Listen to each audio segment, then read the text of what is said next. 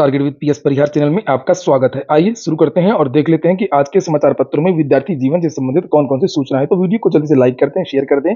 जिन छात्रों ने चैनल को अभी भी सब्सक्राइब न किया हो तो जल्दी से सब्सक्राइब कर लें ताकि आप लोगों को इसी प्रकार की ऑथेंटिक अपडेट सबसे पहले मिलती है। आगे बढ़ने से पहले एक सूचना है उन विद्यार्थियों के लिए जो विद्यार्थी यूपी ट्रिपल एससी पीईटी की तैयारी कर रहे हैं। वे सभी अभ्यर्थी किरण पब्लिकेशन यानी किरण इंस्टीट्यूट ऑफ करियर एक्सीलेंस की इस बेस्ट बुक को ले सकते हैं, जिसे आप लोग यहाँ पर देख रहे हैं। काफी अच्छी पुस्तक है ये यूपी ट्रिपल एससी पीईटी के लिए सॉल्व पेपर्स भी आते हैं किरण पब्लिकेशन के और प्रैक्टिस वर्क बुक भी आती है। ये जो सॉल्व पेपर आप देख रहे हैं इसमें 7900 से ज्यादा वस्तुनिष्ठ प्रश्न है और उनकी पूरी विस्तृत व्याख्या दी गई है। इसकी एक और खासियत है कि इसमें सामान्य अंग्रेजी का भी चैप्टर है अलग से, एक वर्ष का पूरा जो करंट अफेयर्स है वो भी इसमें दिया हुआ है। पीटी सॉल्व पेपर्स की ये पुस्तकें हिंदी माध्यम में भी आती हैं और इंग्लिश मीडियम में भी आती हैं, जिसे आप लोग यहाँ पर देख रहे हैं। सभी कापी किताबों की दुकानों में किरण पब्लिकेशंस की ये पुस्तकें आपको मिल जाएंगी और अगर आप लोग ऑनलाइन मंगवाना चाहते हैं तो उसकी लिंक मैंने डिस्क्रिप्शन बॉक्स में दे दिया है, वहां पर जाकर के आप लोग ऑनलाइन मंगवा सकते हैं। इन बुक्स की एक और खासियत ये है कि इसमें जो आंसर दिए हुए हैं वो आयोग के आंसर जो प्रतियोगी परीक्षाएं उत्तर प्रदेश अधीन सेवा चयन आयोग की हुई है, चाहे वो परिचालक की हो, स्टेनोग्राफर भर्ती की हो, जूनियर असिस्टेंट की पुरानी भर्ती हो, इसमें आंसर वही बताए गए हैं जो आयोग ने मांगे। साथ में इसमें आपको त्रुटियां भी देखने को नहीं मिलेंगी। बात करते हैं सबसे पहले कल के विधानसभा की कार्यवाही की। यहाँ पर लिखा है हंगामे में बीत गया पहला दिन, विशेषाधिकार हनन में भर्तना पर रुकेगी वेतन वृद्धि। वास्तव में उत्तर प्रदेश विधानसभा की प्रक्रिया और कार्य संचालन नियमावली 2023 का प्रतिवेदक भी विधानसभा में कल पेश किया गया, जिसमें विधानसभा संचालन की नई नियमावली। वहीं पर विधानसभा में 13 अध्यादेश और 11 विधायक हुए पेश। 3 विधेयकों को राज्यपाल की मंजूरी के बाद अधिनियम के रूप में दी गई मंजूरी। विधानसभा में सोमवार को 13 अध्यादेश और 11 विधेयक सदन में पेश किए गए। इनमें से कुछ अध्यादेश और विधेयकों पर सदन में आगामी दिनों में चर्चा हो सकती है। वहीं विधान परिषद से बिना किसी संशोधन के लौटे 3 विधेयकों को राज्यपाल की मंजूरी के बाद अधिनियम के रूप में भी मंजूरी दे दी गई।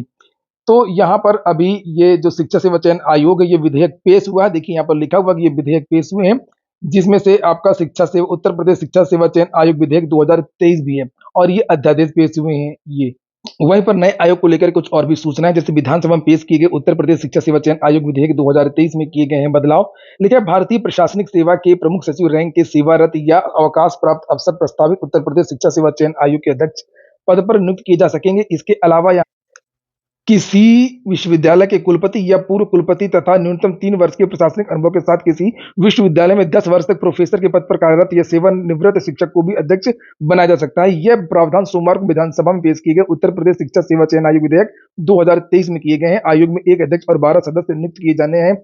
विधेयक में इसे एक निगमित निकाय के तौर पर स्थापित किए जाने का जिक्र है, जिसका मुख्यालय प्रयागराज में होगा। उत्तर प्रदेश उच्चतर शिक्षा सेवा आयोग, उत्तर प्रदेश माध्यमिक शिक्षा सेवा चयन बोर्ड का स्टाफ अब नए आयोग में स्थानांतरित कर दिया जाएगा। विधेयक में यह प्रावधान है कि सदस्य के एक पद पर सचिव रैंक के सेवारत या सेवानिवृत्त आईएएस अफसर नियुक्त होंगे, जबकि एक सदस्य न्यायिक सेवा के सेवानिवृत्त अफसर होंगे। इसके अलावा एक पद पर उच्च शिक्षा में संयुक्त निदेशक, एक पद पर व्यावसायिक शिक्षा में अपर निदेशक, एक पद पर माध्यमिक शिक्षा में संयुक्त निदेशक और एक पद पर बेसिक शिक्षा में संयुक्त निदेशक या उससे ऊपर के रैंक के अफसर को नियुक्त किया जाएगा। अगली सूचना है शिक्षकों के पदों को लेकर के, और हालांकि मैंने इसके बारे में आप लोगों को जानकारी दी थी कि सरकार ने बहुत सारे जो पद है वो समाप्त कर दिए हैं और वही यहाँ पर खुलासा हुआ है। लिखा है कम हो गए हैं शिक्षकों के 1,39,000 पद। यहाँ पर ये देखिए लिखा है कि स्वीकृत पदों की बात करें अगर हम लोग तो 2020-21 में जो आंकड़े दिए जाते रहे कि स्वीकृत पद 7,19,399 है और कार्यरत है 5,24,000, तो रिक्त हुए इस हिसाब से 1,94,000 पद खाली पद इतने थे 2020-21 में। उसके बाद में 21-22 में स्वीकृत पद 7,19,000 थे और कार्यरत मैंने कि कुछ रिटायरमेंट और अन्य कारणों से कम हो गए 4,53,594। तो रिक्त पद जो खाली पदों की संख्या थी 22 में वो थी 2,65,805। उसके बाद में स्वीकृत पद ही सरकार ने कम कर दिए कि हमारे पास अब इतने ही टोटल पोस्ट रहेगी। उसमें से 4,53,000 इस समय कार्यरत हैं 22-23 में और 1,26,000 जो पद है वो रिक्त हो गए हैं। हो सकता है कि अब जो है और पद रिक्त हों। यहाँ पर बयान भी छपा है कि विजय किरण आनंद, यहाँ पर लिखा है कि मुख्यमंत्री के निर्देश पर छात्रों का सत्यापन आधार संख्या से कराने के कारण नामांकन कम हुआ है। उसके कारण शिक्षकों के पद भी कम कर दिए गए हैं। विजय किरण आनंद महानिदेशक। वहीं पर एक विद्यार्थी इंदुबाल तिवारी नई शिक्षक भर्ती के लिए हाईकोर्ट में जिन्होंने याचिका डाली थी और बहुत सारी आरटीआई डाली है और जिसमें रिक्त पदों का ब्यौरा मांगा गया अलग अलग जिलों से। तो यहाँ पर लिखा है कि निःशुल्क एवं अनिवार्य बाल शिक्षा का अधिकार अधिनियम आरटीई के अनुसार किन्हीं भी परिस्थितियों में कुल रिक्त पदों के सापेक्ष 10% से अधिक सीटों को रिक्त नहीं रखा जा सकता है, जबकि विभिन्न जनपदों से प्राप्त डाटा के अनुसार प्रत्येक जिले में 35 से लेकर के 48% पद रिक्त है। 4.5 साल से नई भर्ती नहीं आने के कारण शिक्षकों के रिक्त पदों की संख्या बढ़ती जा रही है। लेकिन यहाँ पर महानिदेशक का ये बयान जो है वो हजम नहीं हो रहा है लोगों को, और उनका कहना है कि इस समय तो बेसिक में छात्रों की संख्या बढ़ी है। कोरोना काल में बहुत सारे लोगों की जो है रोजगार चला गया, नौकरी चली गई है और वो अब सरकारी विद्यालय में पढ़ाने को मजबूर हो गए हैं। ऐसे में ये कैसे कहा जा रहा है कि विद्यार्थियों की संख्या कम हो गई। अगली सूचना है, CHSL का रिजल्ट घोषित, 3,242 विद्यार्थी चयनित हुए हैं। CHSL 2022 का अंतिम परिणाम सोमवार को देर शाम घोषित किया। राष्ट्रीय स्वास्थ्य मिशन NHM के नाम पर कुछ जालसाजों ने फर्जीवाड़े का प्रयास किया है। NHM में कम्युनिटी हेल्थ ऑफिसर सहित अन्य पदों पर 4,000 भर्तियों का फर्जी विज्ञापन तैयार किया गया है। ये देखिए लिखा हुआ है, 1 अप्रैल 2005 से पहले विज्ञापित पदों पर नियुक्ति पाने वालों को OPS नहीं मिले। गाजीपुर से कस्तूरबा गांधी आवासीय विद्यालयों में शिक्षक भर्ती का विज्ञापन जारी हुआ है, जिसे आप लोग देख सकते हैं। गाजीपुर की ऑफिशियल वेबसाइट पर जाकर के आप लोग निश्चित प्रारूप पर जाकर आवेदन भी कर सकते हैं। गणित, विज्ञान, अंग्रेजी, सामाजिक विषय, हिंदी, कंप्यूटर, कला, क्राफ्ट एवं संगीत, गृहशिल्प, शारीरिक शिक्षा विषय पर भर्ती निकली है। आंगनवाड़ी कार्यकर्तियों के पदों का विवरण मांगा गया है। आंगनवाड़ी कार्यकर्तियों के पदों के समायोजन के बाद रिक्त पदों की जानकारी के लिए CDO गौरव कुमार ने अफसरों के साथ में बैठक की है। कुछ ब्लॉकों में EWS आरक्षण तय नहीं हो सका है। CDO ने अफसरों को 10 दिन का समय दिया। बैठक में PD अशोक कुमार मौर्य, जिला कार्यक्रम अधिकारी दिनेश सिंह आज मौजूद रहे। लिखा हुआ, समायोजन के बाद में होगी भर्ती। आंगनवाड़ी कार्यकर्ताओं सहायकों की भर्ती से पहले समायोजन किया जाएगा जो चल रहा है। इसके लिए आंगनवाड़ी कर्ताओं एवं सहायकों से आवेदन लिए जा चुके हैं। CDO गौरव कुमार की अध्यक्षता में चयन समिति की सोमवार को बैठक हुई, जिसमें 1 सप्ताह में आवेदन सत्यापन, रोस्टर निर्धारण पर विस्तार से चर्चा हुई। तो आंगनवाड़ी भर्ती लगभग 53,000 पदों पर होनी है और जल्द इसका जो विज्ञापन है वो देखने को मिल सकता है। अगली सूचना उत्तर प्रदेश लोक सेवा आयोग की है। 2 माह में आएंगे विज्ञापन, होंगी परीक्षाएं, भर्तियों के परिणाम आने की उम्मीद है। UPPSC 2600 से अधिक पदों पर कर रहा भर्ती की तैयारी। भर्तियों के लिहाज से 2 माह काफी अहम होंगे। उत्तर प्रदेश लोक सेवा आयोग 2600 से अधिक नए पदों पर भर्ती की तैयारी कर रहा है। आयोग अगस्त और सितंबर के महीने में कई नई भर्तियों के विज्ञापन जारी करने जा रहा है। आवेदन की प्रक्रिया भी शुरू होगी, भर्तियों के परिणाम जारी होंगे, इंटरव्यू एवं लिखित परीक्षाएं आयोजित की जाएंगी। PCSJ के 303 पदों पर भर्ती के लिए इंटरव्यू 16 अगस्त से शुरू हो रहे हैं, 28 अगस्त को पूरे हो जाएंगे। ऐसे में सितंबर के मध्य तक PCSJ का अंतिम परिणाम जारी होने की उम्मीद है।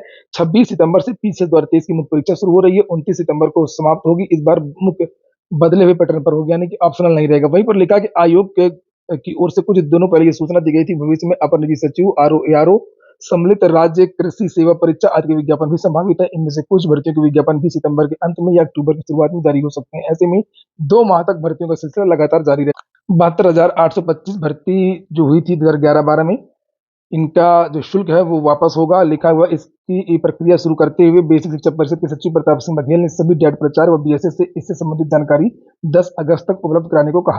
अंतिम सूचना UPSSC की है, यहाँ पर आप लोग देख सकते हैं।